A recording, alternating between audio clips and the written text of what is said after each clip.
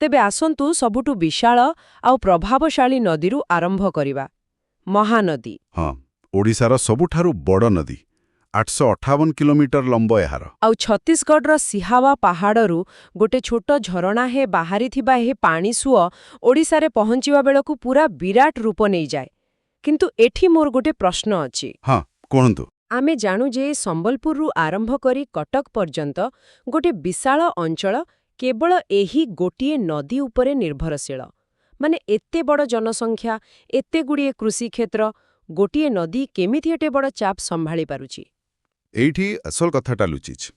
ଏହାର କାରଣ ହେଉଛି ନଦୀର ଅବବାହିକା କିମ୍ବା ବେସିନ୍। ମହାନଦୀ ଏକୁଟିଆ ବହେ ନାହିଁ। ଓହୋ, ମାନେ ଅନ୍ୟ ଛୋଟ ନଦୀଗୁଡ଼ିକ ତା ସହ ମିଶିଛନ୍ତି? ହଁ, ତା ଦୁଇପଟୁ ଅନେକଗୁଡ଼େ ଜଳଧାରା ଆସି ତା ସହ ମିଶନ୍ତି, ଯାହାକୁ ଆମେ ଉପନଦୀ ବୋଲି କହୁ। ଯେମିତିକି ଶିଓନାଥ, ହସଦେଓ, ମାଣ୍ଡ, ଇବ୍, ତେଲ, ଓଙ୍ଗ। ବାପ୍ରେ, ଏତେଗୁଡ଼ିଏ ନଦୀ! ହଁ, ଆଉ ଯେତେବେଳେ ଏତେଗୁଡ଼ିଏ ନଦୀ ଗୋଟିଏ ମୁଖ୍ୟ ନଦୀରେ ମିଶନ୍ତି, ତାହାର ପାଣି ଧରି ରଖିବା କ୍ଷମତା ଆଉ ଶକ୍ତି ବହୁତ ବଢ଼ିଯାଏ। ମୁଁ ବୁଝିପାରୁଛି। କିନ୍ତୁ ଏହାର ଗୋଟେ ଖରାପ ଦିଗ ବି ତ ଅଛି। ହଁ, ଅତୀତରେ ଏହି ଅପାର ଶକ୍ତି ଯୋଗୁଁ ହିଁ ବହୁତ ଭୟଙ୍କର ବନ୍ୟା ହେଉଥିଲା। ଆଉ ସେଥିପାଇଁ ହୀରାକୁଦ ବନ୍ଧ ଦରକାର ପଡ଼ିଲା, ରାଇଟ୍? ଏକଦମ। ହୀରାକୁଦ କେବଳ ଗୋଟେ ମାଟି ବନ୍ଧ ନୁହେଁ। ଏହା ହେଉଛି ପ୍ରକୃତିର ଶକ୍ତିକୁ ମାନବୀୟ ଇଞ୍ଜିନିୟରିଂ ଦ୍ୱାରା କଣ୍ଟ୍ରୋଲ କରିବାର ଗୋଟେ ଜବରଦସ୍ତ ଉଦାହରଣ। କିନ୍ତୁ ମୁଁ ଭାବୁଛି ବନ୍ଧ ବାନ୍ଧିବା ଦ୍ୱାରା ତ ନଦୀର ନ୍ୟାଚୁରାଲ ଫ୍ଲୋ ବା ସ୍ୱାଭାବିକ ପ୍ରଭାବ ବନ୍ଦ ହୋଇଯାଏ। ତେବେ ଏହାକୁ ଆମେ ସମ୍ପୂର୍ଣ୍ଣ ରୂପେ ଲାଭଦାୟକ ବୋଲି କେମିତି କହିବା? ଗୋଟିଏ ପଟେ ଆମେ ବନ୍ୟା କଣ୍ଟ୍ରୋଲ କରୁଛୁ, କିନ୍ତୁ ତଳମୁଣ୍ଡରେ ପାଣି ଅଟକି ଯାଉନି କି? ଏଇଟା ବହୁତ ଭଲ ପ୍ରଶ୍ନଟିଏ। ଦେଖନ୍ତୁ, ବନ୍ଧ ନିର୍ମାଣ ସବୁବେଳେ ଗୋଟେ କମ୍ପ୍ଲେକ୍ସ ବିଷୟ। ହୀରାକୁଦର ମୁଖ୍ୟ ଲକ୍ଷ୍ୟ ଥିଲା ବର୍ଷାଦିନେ ଅଧିକ ପାଣିକୁ ଅଟକାଇ ବନ୍ୟାରୁ ରକ୍ଷା କରିବା। ଆଉ ତାପରେ ସେଇ ପାଣିକୁ ଖରାଦିନେ ଛାଡ଼ିବା? ହଁ, ଖରାଦିନେ କୃଷି ଆଉ ବିଦ୍ୟୁତ୍ ଉତ୍ପାଦନ ପାଇଁ ଛାଡ଼ିବା। ଯଦି ଆମେ ବଡ଼ ପିକ୍ଚରଟା ଦେଖିବା, ହୀରାକୁଦର କେନାଲ ସିଷ୍ଟମ ପଶ୍ଚିମ ଓଡ଼ିଶାର ଖାଦ୍ୟ ସୁରକ୍ଷା ପାଇଁ ବହୁତ ବଡ଼ କାମ କରିଛି।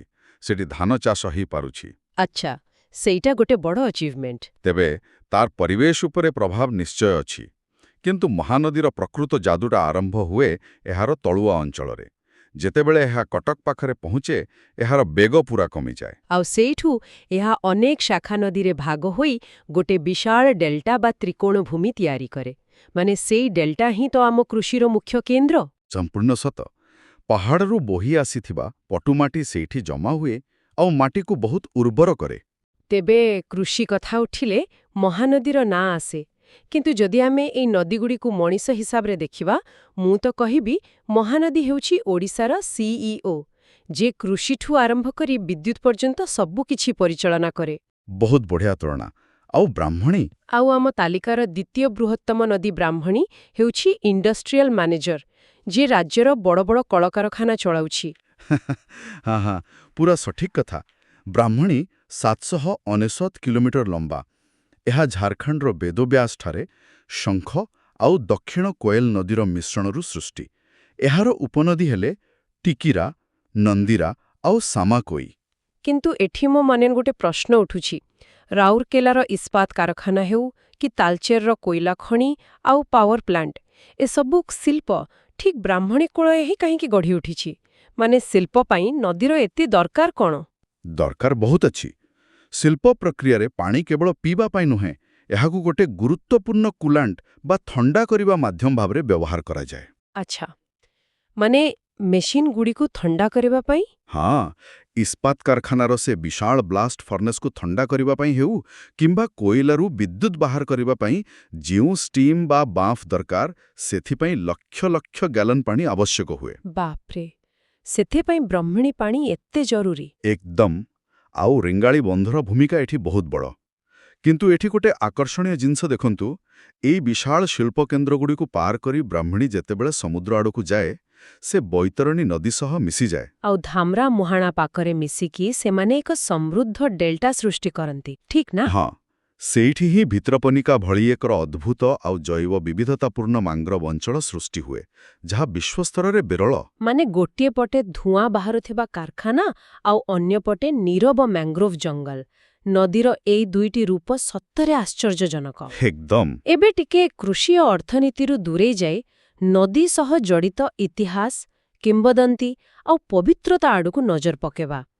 ଆମ ତଥ୍ୟାବଳୀରେ ସୁବର୍ଣ୍ଣରେଖା ନଦୀ ବିଷୟରେ ଗୋଟେ ଚମତ୍କାର କଥା ଲେଖା ଅଛି। ହଁ, ସେଇ ସୁନା କଥାଟା ନା? ହଁ, ମାନେ ତାର ନାଁରୁ ହିଁ ସ୍ପଷ୍ଟ ସୁନାର ରେଖା। ଝାରଖଣ୍ଡର ଛୋଟନାଗପୁର ମାଳଭୂମିରୁ ବାହାରିଥିବା ଏହି ନଦୀର ବାଲିରେ ସତରେ ସୁନା କଣିକା ମିଳୁଥିଲା ବୋଲି ଆମ ସୋର୍ସରେ ଉଲ୍ଲେଖ ଅଛି। ଆଉ ଏହା ଝାରଖଣ୍ଡ, ଓଡ଼ିଶାର ମୟୂରଭଞ୍ଜ, ବାଲେଶ୍ୱର ଆଉ ପଶ୍ଚିମବଙ୍ଗ ଦେଇ ବହେ। କିନ୍ତୁ ମୋତେ ଗୋଟେ କଥା କୁହନ୍ତୁ, ଆଜିକାଲି ତ ଲୋକେ ସୁନା କିଣିବାକୁ ଦୋକାନ ଯାଉଛନ୍ତି, କିନ୍ତୁ ପ୍ରାଚୀନ କାଳରେ ପୁରା ନଦୀ ସୁନା ବୋହି ଆଣୁଥିଲା। ସତରେ ନଦୀବାଲିରେ ସୁନା। ମାନେ ଏ କଥାଟା ହିଁ ନିଜ ଭିତରେ ବହୁତ ରୋମାଞ୍ଚକର। ଏହା କୌଣସି ପୌରାଣିକ ଗଳ୍ପ ନା ୟା ପଛରେ କିଛି ବିଜ୍ଞାନ ଅଛି? ନାଇଁ ନାଇଁ, ଏହା ଆଦୌ ଗଳ୍ପ ନୁହେଁ। ଏହା ହେଉଛି ବିଶୁଦ୍ଧ ଜିଓଲୋଜି ବା ଭୂତତ୍ତ୍ୱ ବିଜ୍ଞାନ। ଆପଣ ଜାଣିଛନ୍ତି ତ, ଛୋଟନାଗପୁର ମାଳଭୂମି ଖଣିଜ ସମ୍ପଦରେ ପୁରା ପରିପୂର୍ଣ୍ଣ। ହଁ, ସେଠି ବହୁତ ମାଇନ୍ସ ଅଛି। ତେଣୁ ଲକ୍ଷ ଲକ୍ଷ ବର୍ଷ ଧରି ଯେତେବେଳେ ନଦୀ ସେହି ପାହାଡ଼ିଆ ଅଞ୍ଚଳ ଦେଇ ବୋହି ଆସେ, ପଥରଗୁଡ଼ିକ ଘଷି ହୋଇ କ୍ଷୟ ହୁଏ, ଆଉ ସେହି ପଥର ଭିତରେ ଥିବା ସୂକ୍ଷ୍ମ ସୁନା କଣିକାଗୁଡ଼ିକ ପାଣି ସହ ବୋହି ଆସନ୍ତି। ଓହୋ! ତାପରେ ସେଗୁଡ଼ିକ ବାଲିରେ ମିଶିଯାଏ? ହଁ, ସୁନାର ଓଜନ ଟିକେ ଅଧିକ ଥାଏ, ତ ସେଥିପାଇଁ ନଦୀର ବେଗ କମିବା କ୍ଷଣି ତାହା ବାଲିରେ ଜମା ହୋଇଯାଏ। ବୈଜ୍ଞାନିକ ଭାଷାରେ ଏହାକୁ ପ୍ଲାସର ଡିପୋଜିଟ୍ କୁହାଯାଏ। ସେହି ସମୟର ଲୋକେ ବାଲି ଧୋଇ ସେହି ସୁନା କଣିକା ସଂଗ୍ରହ କରୁଥିଲେ। ସେଥିପାଇଁ ତାର ନାଁ ସୁବର୍ଣ୍ଣରେଖା। ବାଃ! କିନ୍ତୁ ବିଡ଼ମ୍ବନାର ବିଷୟ ହେଉଛି, ଆଜି ସେହି ନଦୀ ଜାମଶେଦପୁର ଭଳି ଶିଳ୍ପନଗରୀର ବର୍ଜ୍ୟବସ୍ତୁ ବୋହିବାକୁ ବାଧ୍ୟ ହେଉଛି। ଖାରଖାଇ, କାଞ୍ଚି ଭଳି କୂପନଦୀ ସବୁ ପ୍ରଦୂଷିତ ହୋଇଗଲାଣି। ସୁନା ବହୁଥିବା ନଦୀ ଆଜି ଶିଳ୍ପ ଆବର୍ଜନା ବହୁଛି। ଏହା ସତରେ ଗୋଟେ ଦୁଃଖଦ କଥା। ଏକଦମ। ଆଚ୍ଛା, ପ୍ରାଚୀନ ଲୋକମାନେ ପ୍ରକୃତିର ସମ୍ବଳକୁ ନାମକରଣ ମାଧ୍ୟମରେ କେମିତି ସମ୍ମାନ ଦେଉଥିଲେ, ତାର ଆଉ ଏକ ଉଦାହରଣ ଆମେ ବୈତରଣୀରେ ଦେଖିବାକୁ ପାଉ। ହଁ, ବୈତରଣୀର ଲମ୍ବ ପ୍ରାୟ 360 କିଲୋମିଟର, ଆଉ ଏହା କେନ୍ଦୁଝରର ଗୋନାସିକା ପାହାଡ଼ରୁ ବାହାରିଛି। ସେଇ ଗୋନାସିକା ନାଁଟା ମୋତେ ବହୁତ ଇଣ୍ଟରେଷ୍ଟିଂ ଲାଗିଲା। ମାନେ ଗୋନାସିକା ଅର୍ଥାତ୍ ଏକ ପଥର ଯାହାର ଆକୃତି ଏକ ଗାଈର ନାକ ପରି, ଆଉ ସେଇଠୁ ଜଳଧାରା ବାହାରୁଛି। ହଁ, ଆଉ ପୁରାଣରେ ବୈତରଣୀକୁ ଏକ ଅତ୍ୟନ୍ତ ପବିତ୍ର ନଦୀ ବା ଯମପୁରୀର ନଦୀ ଭାବରେ ବର୍ଣ୍ଣନା କରାଯାଇଛି। କିନ୍ତୁ ମୁଁ ଭାବୁଛି, କେବଳ ଗୋଟିଏ ପଥରର ଆକୃତି ବା ପୁରାଣର ଗଳ୍ପ ଗୋଟେ ନଦୀକୁ ଏତେ ପବିତ୍ରତାର ମାନ୍ୟତା ଦେଇଦେଲା, ଏହା ପଛରେ ଉଦ୍ଦେଶ୍ୟ କ'ଣ ଥିଲା? ଏହାର ଉଦ୍ଦେଶ୍ୟ ବହୁତ ଗଭୀର ଥିଲା। ଆପଣ ଦେଖନ୍ତୁ, ଏହା ଥିଲା ଆମ ପୂର୍ବଜମାନଙ୍କର ସଂରକ୍ଷଣର ଏକ ପ୍ରାଚୀନ କୌଶଳ। ମାନେ କନଜରଭେସନ୍ ଟେକ୍ନିକ୍। ଏକଦମ। ସେ ସମୟରେ ତ ପରିବେଶ ବିଜ୍ଞାନ ବୋଲି କିଛି ନଥିଲା ନା। ସମାଜ ଧର୍ମ ଏବଂ ବିଶ୍ୱାସ ମାଧ୍ୟମରେ ହିଁ ଚାଲୁଥିଲା। ଗାଈ ହେଉଛି ପୋଷଣ ଏବଂ ଜୀବନଦାୟିନୀ ଶକ୍ତିର ପ୍ରତୀକ। ତେଣୁ ଏକ ଗାଈର ନାକର ବାହାରୁଥିବା ପାଣିକୁ ପବିତ୍ର ଘୋଷଣା କରିବା ଦ୍ୱାରା ଲୋକଙ୍କ ମନରେ ଏକ ସମ୍ମାନ ଆଉ ଭୟ ସୃଷ୍ଟି ହେଲା। ଠିକ୍, ଲୋକେ ଭାବିଲେ ଯେ ଏହାକୁ ଦୂଷିତ କରିବାଟା ପାପ ଅଟେ। ଉତ୍ତର ଓଡ଼ିଶାର କୃଷି ବ୍ୟବସ୍ଥା ବୈତରଣୀ ଏବଂ ଏହାର ଶାଖା ନଦୀ ଯେମିତିକି ସାରଳନ୍ଦୀ ଉପରେ ସମ୍ପୂର୍ଣ୍ଣ ନିର୍ଭରଶୀଳ। ଏହାକୁ ପବିତ୍ର ମାନିବାର ଅର୍ଥ ଥିଲା ଏହାର ଜଳକୁ ବିଶୁଦ୍ଧ ରଖିବା, ଯାହାକି ଡାଇରେକ୍ଟଲି ସେଇ ଅଞ୍ଚଳର ସ୍ୱାସ୍ଥ୍ୟ ଏବଂ ଖାଦ୍ୟ ନିରାପତ୍ତା ସହ ଜଡ଼ିତ ଥିଲା। ଧର୍ମକୁ ବ୍ୟବହାର କରି ପରିବେଶ ସୁରକ୍ଷା, ଏହା ବାସ୍ତବରେ ଗୋଟେ ଚମତ୍କାର ମନସ୍ତାତ୍ତ୍ୱିକ ଉପାୟ। ହଁ, ଏକଦମ। ଏବେ ଉତ୍ତର ଓ ମଧ୍ୟ ଓଡ଼ିଶାର ଏହି ସବୁ ବିଶାଳ ଆଉ ପବିତ୍ର ନଦୀଗୁଡ଼ିକର କାହାଣୀ ଶୁଣିଲା ପରେ ଏବେ ଦକ୍ଷିଣ ଓଡ଼ିଶାକୁ ଆସିବା। ହଁ, ଋଷିକୁଲ୍ୟା ନଦୀ କଥା କହୁଛନ୍ତି ତ? ହଁ, ଋଷିକୁଲ୍ୟା ଗୋଟେ ଅପେକ୍ଷାକୃତ ଛୋଟ ନଦୀ, ଯାହାର ଲମ୍ବ ମାତ୍ର 165 କିଲୋମିଟର। କନ୍ଧମାଳର ଦାରିଙ୍ଗବାଡ଼ି ଅଞ୍ଚଳରୁ ବାହାରି ଏହା ଗଞ୍ଜାମ ଦେଇ ସମୁଦ୍ରରେ ମିଶେ। ଏଠାରେ ଆମର ସୋର୍ସରୁ ଗୋଟେ ମଜାଦାର କଥା ଦେଖନ୍ତୁ। କ'ଣ ସେଇଟା? ଋଷିକୁଲ୍ୟାର ଆକାର ବହୁତ ବଡ଼ ନୁହେଁ, କିନ୍ତୁ ଏହାର ପ୍ରଭାବ ଖାଲି ଲୋକାଲ ନୁହେଁ, ବରଂ ବିଶ୍ୱସ୍ତରୀୟ। ଗଞ୍ଜାମ ଜିଲ୍ଲାର ପୁରୁଷୋତ୍ତମପୁର ନିକଟରେ ଏହାର ମୁହାଣଟା ବିଶ୍ୱର ଅନ୍ୟତମ ବୃହତ୍ତମ ମ୍ୟାଟର୍ନିଟି ୱାର୍ଡ ବା ପ୍ରସୂତି କେନ୍ଦ୍ର ପାଲଟିଛି। Maternity ward.